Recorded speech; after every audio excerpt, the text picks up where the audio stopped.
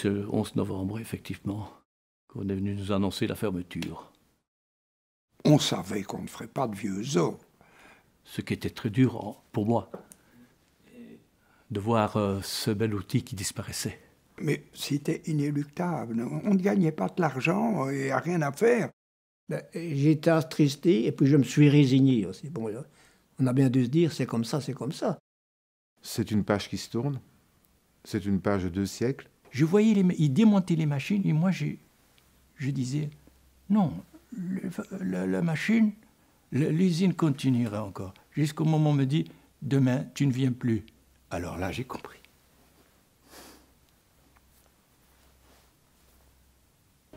Le 11 novembre 1993, la fermeture de Belref Andenne est annoncée.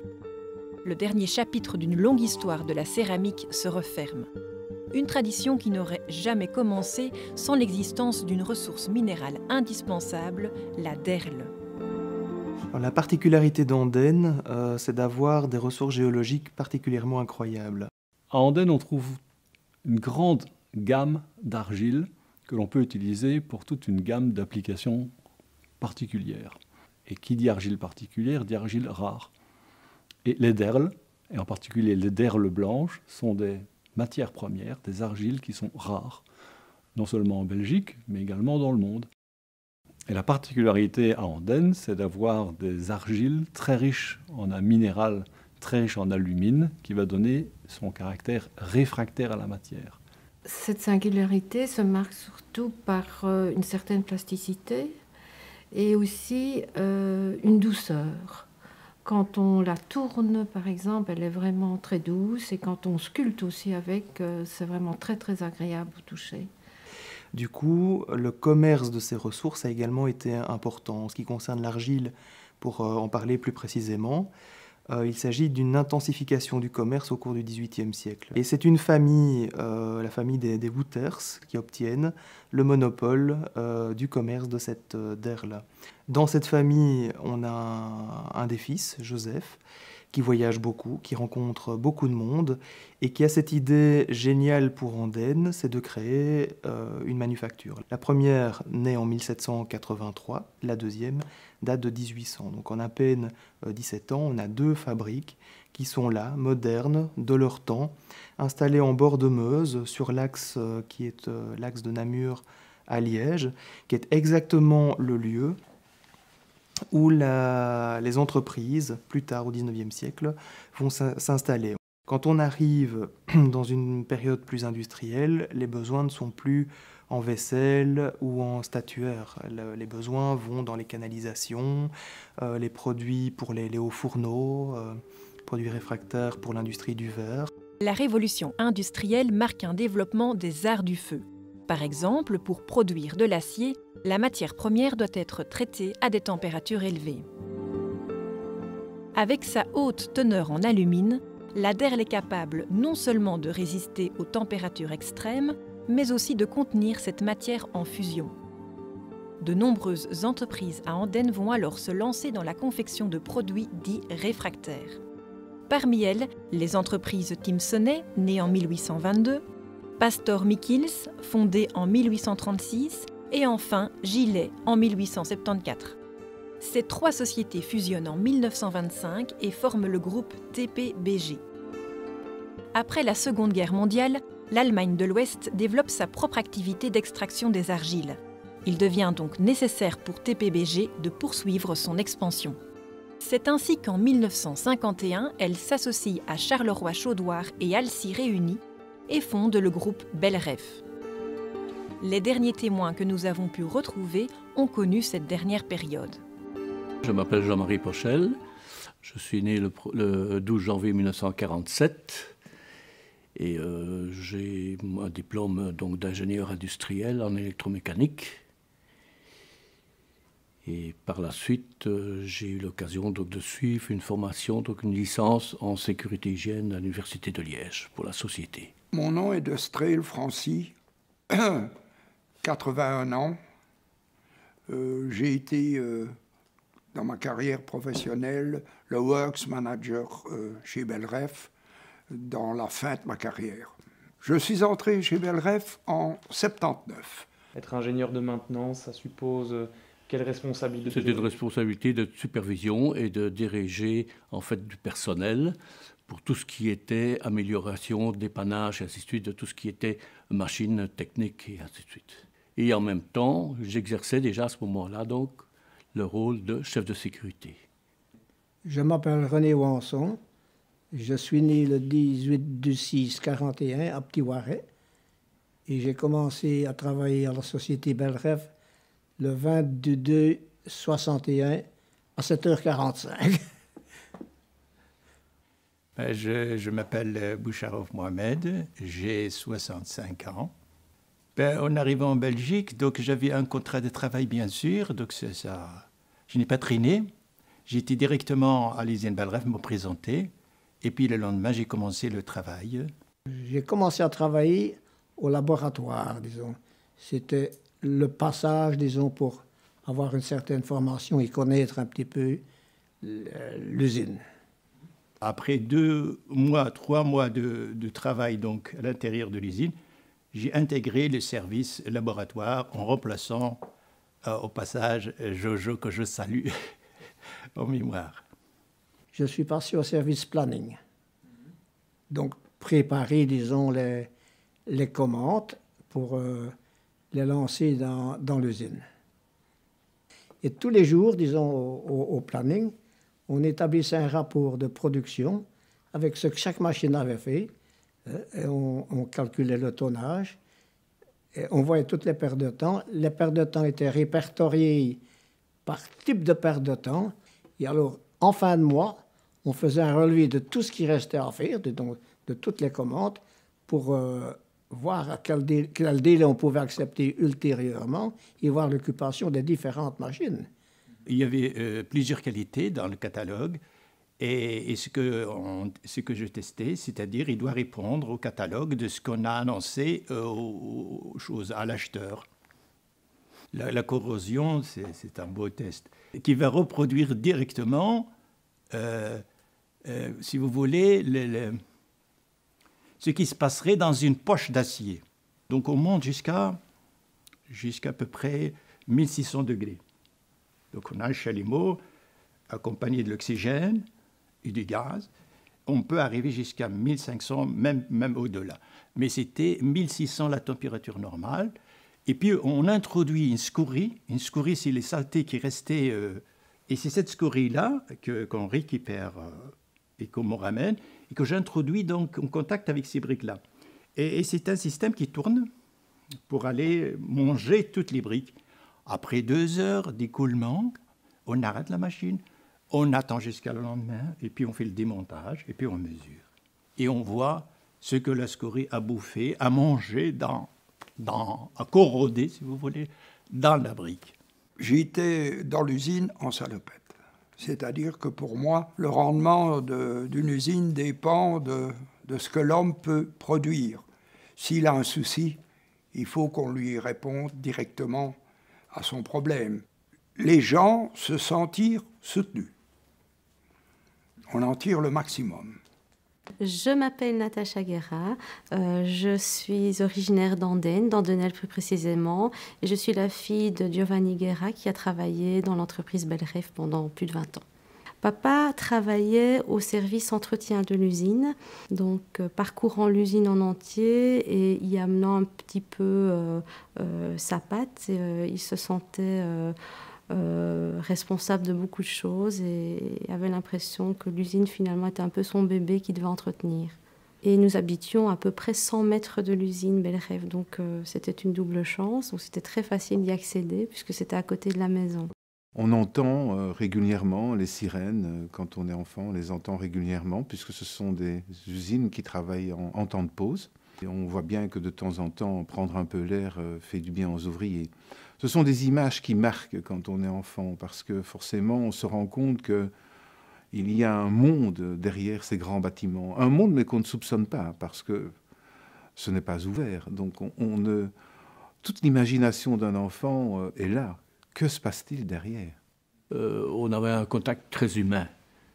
Moi, je sais bien que chaque fois que j'arrivais, je faisais mon tour et j'allais serrer la main du personnel ouvrier. même en tant que cadre. Hein, ce sont des êtres humains comme tout le monde, ce sont des gens qui sont là pour gagner leur vie, pour élever une famille. Il y avait le respect de la hiérarchie et cette rigueur de travail, mais on savait aussi, de temps en temps, organiser des petites blagues. Je réalisais un petit bon de commande en disant, voilà, d'aller chercher la bulle de rechange pour le niveau d'eau. Et il se présentait au niveau du magasinier, évidemment, il se faisait remballer. Ou d'aller chercher la lime à épaissir. Donc, voilà, des petites blagues, mais gentilles. Les ouvriers ne respectaient parfois surtout en production, mais ils le faisaient. On aurait dit que c'était nécessaire qu'ils se respectent un petit peu, mais ils le faisaient. Ils le faisaient de bon cœur, disons aussi. Ils aimaient bien travailler.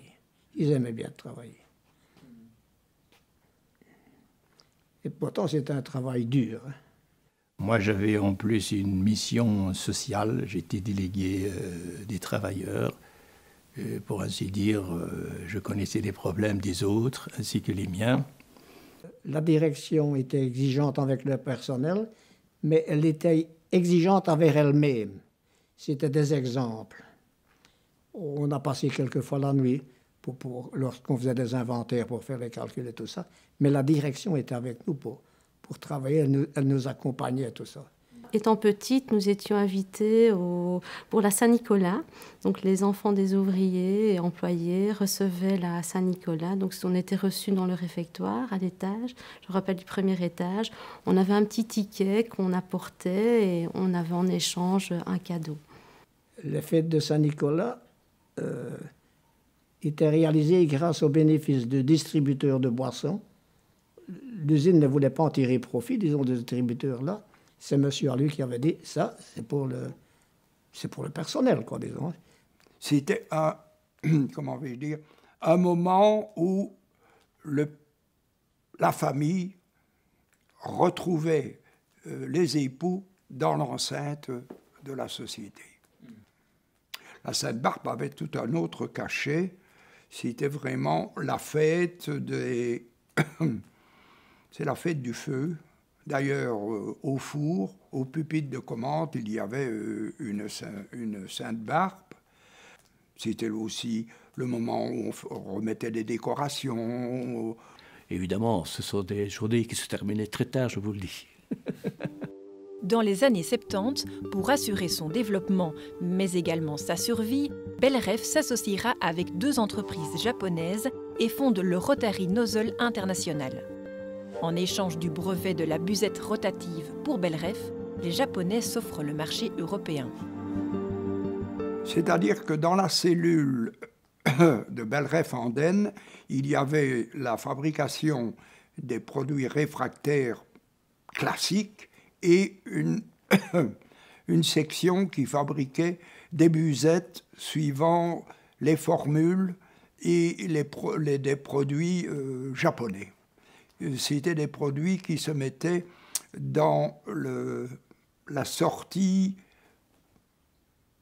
des poches avec des busettes de qualité particulière. Un exemple, ces produits étaient cuits au four à 1500 degrés. C'est outil révolutionnaire parce qu'en fait, c'était un système qui pouvait être commandé à distance et qui s'adaptait à l'extérieur de la poche de coulée, alors qu'avant, c'était une tige qui plongeait dans le bain d'acier, mais qui avait un très grand désavantage, c'est que parfois, une virole pouvait venir à casser et donc finalement mettait la tige de quenouille en contact avec l'acier et donc il y avait parfois rupture. Qui dit rupture dit automatiquement donc l'ouverture de la poche et la coulée. Donc, et puis ce système-là était commandé d'une façon manuelle par une personne située à côté de la poche de coulée, donc qui prenait pas mal de risques à ce moment-là. Oui, elle s'insérait dans une plaque qui tournait. C'était la busette rotative. Il y avait un avantage sur le plan de la sécurité d'employer cet outil? Ah oui, il y avait un très grand avantage, c'est que l'homme n'était plus en contact direct avec la poche et la coulée d'acier. Belref emprunte également aux Japonais leur technique de management et instaure des cercles de qualité qui feront naître leur revue d'entreprise. Belle Revue était un éditorial qui retraçait un peu la vie du personnel, qui retraçait la vie de la société. Et puis il y avait le petit côté amusement, comme des mots croisés ou des blagues, où il y avait le petit coin poète chaque fois aussi, de poésie.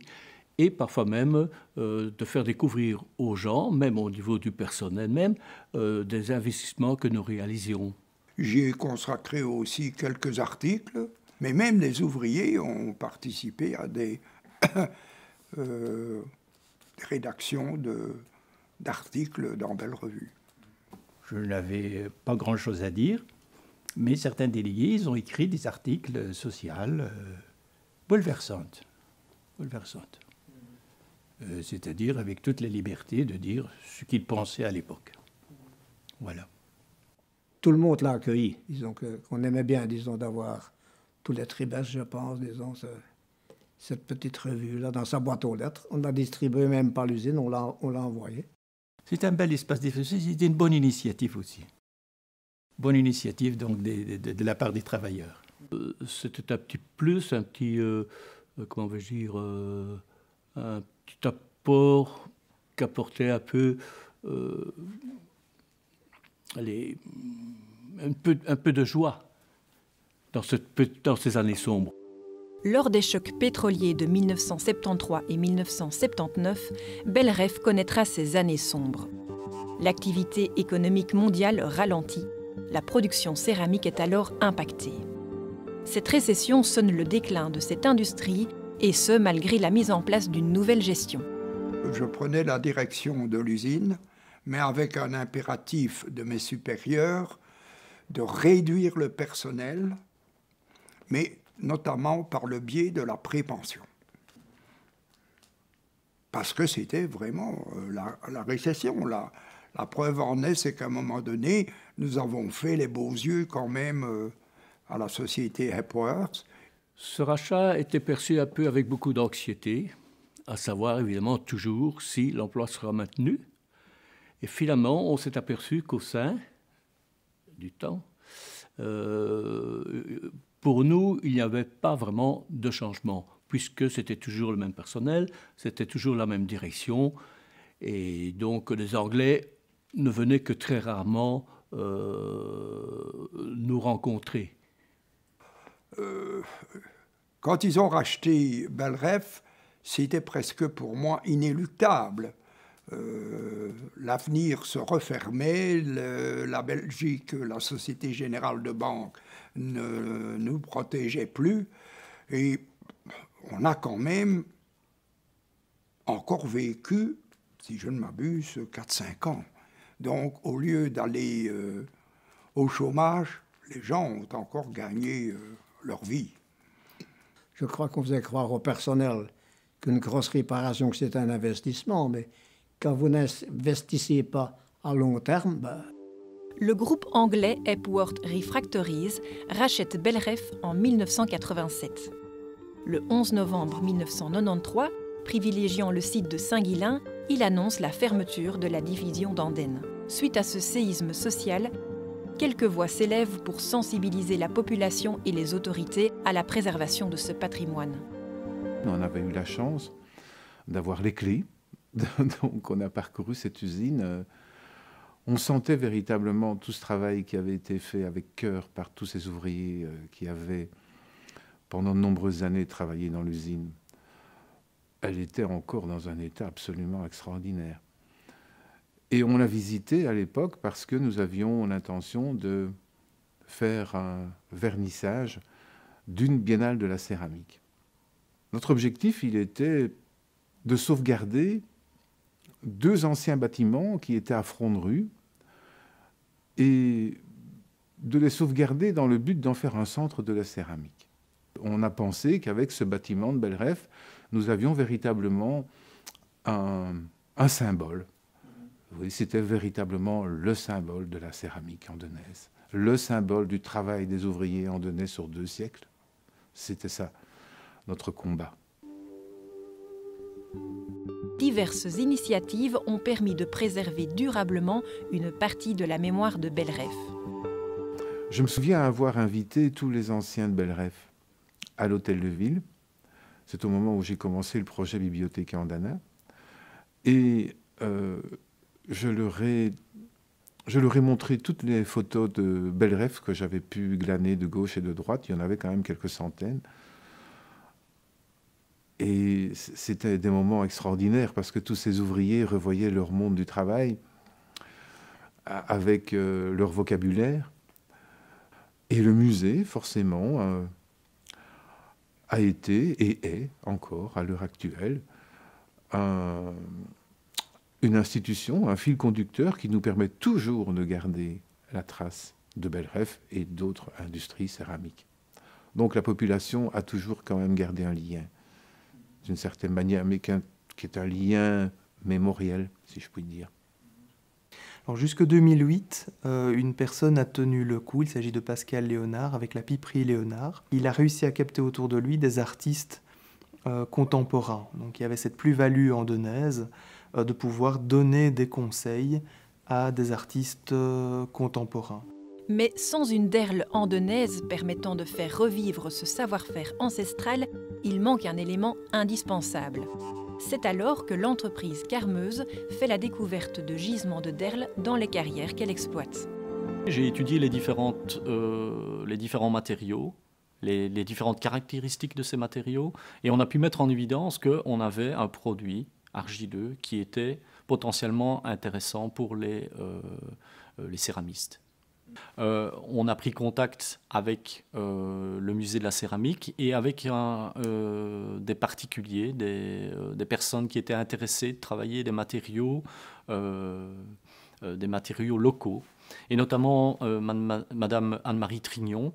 Et on a pu avoir un feedback sur les qualités de ces différentes derles à la cuisson, à la manipulation.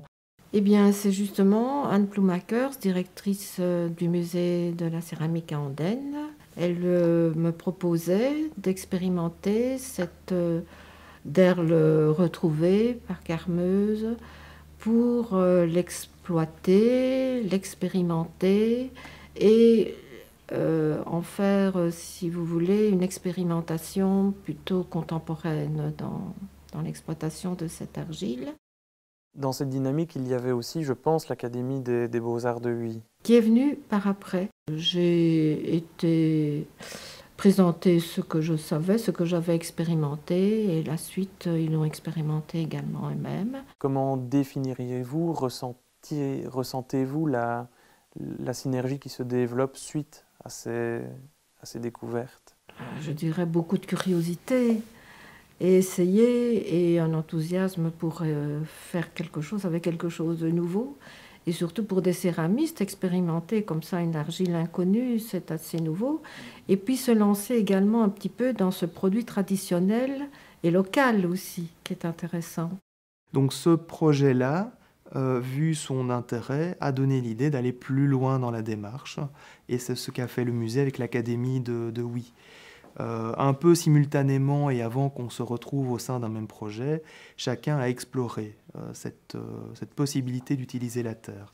Et ça a fait l'objet d'un projet également qui a mis ensemble des historiens de l'art, des géologues, des archéologues spécialisés en céramologie et des céramistes. Donc on peut voir ici tout l'intérêt du travail autour de cette terre, des artistes contemporains et de ce savoir du passé sans être passéiste.